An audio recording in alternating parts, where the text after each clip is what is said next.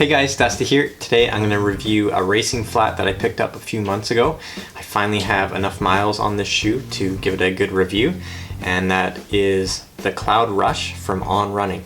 So first of all, the shoe isn't going to be for everyone. This is definitely a racing specific shoe or a fast workout shoe. And just to go over some of the stats about this shoe, the men's 8.5 weighs in at 7.76 ounces, so a pretty light shoe. And it has a 5mm drop, which is slightly lower than some of the other On Running shoes. Now as far as price goes, the shoe comes in at about 160 Canadian or about 150 US. So it's quite a bit when you consider that this is just a racing shoe. So I put about 100 kilometers or about 60 miles on these shoes, and almost all of that has either been at the track doing really hard high interval efforts or on the road doing some tempo work.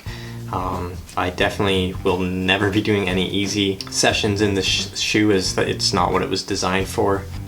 I've even done a couple of harder training runs up to I think about 21k, so half marathon distance, and I had no issues.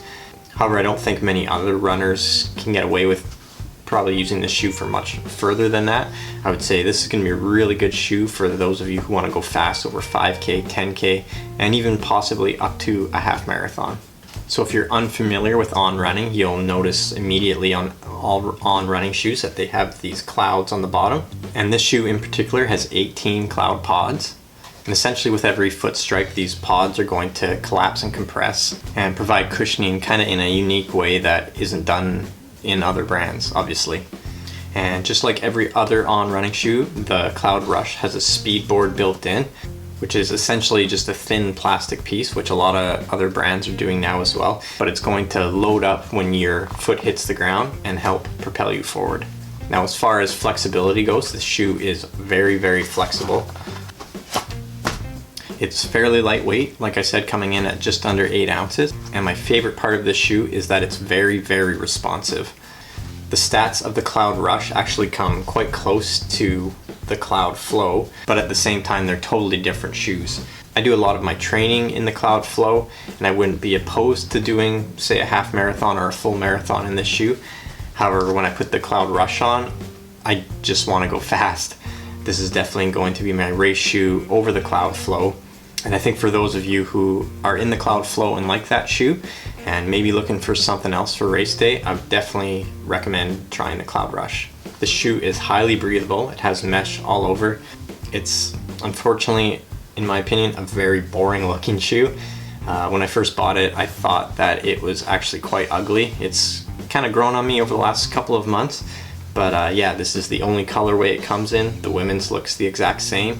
And I don't know, I've never worn a white shoe, but now that I've done a few runs in it, I don't think it's so horrible. It's just maybe a little bit on the boring side. The Cloudrush should be worn on road only. You will not want to do any sort of trail running with this shoe. It's not built for that, and there is the possibility of getting some rocks stuck in between the cloud pods.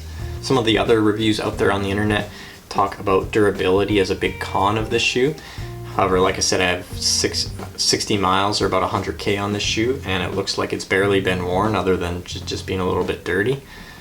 Definitely don't think I'm going to get 500 or 600k out of this shoe, but so far it's held up really well. Also, you have to consider that this is a lightweight racing flat, and it's not designed to get 500-600 plus kilometers out of it.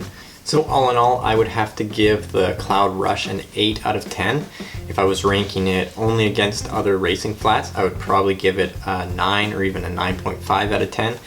But since we're comparing it to all shoes, and this is a shoe that a lot of you aren't going to wear, and one that I only wear when I'm going fast, I don't wear it for really long runs or easy runs, that definitely has to knock it down a couple of points. Boring color might knock it down another half a point.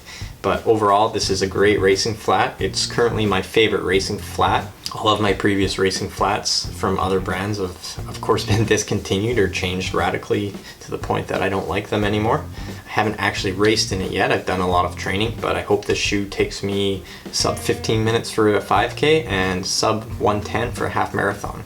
Like I said, if you're already a Cloudflow runner, and if you're looking for something maybe just a little bit more responsive for race day, definitely pick up a Cloudrush and try it out.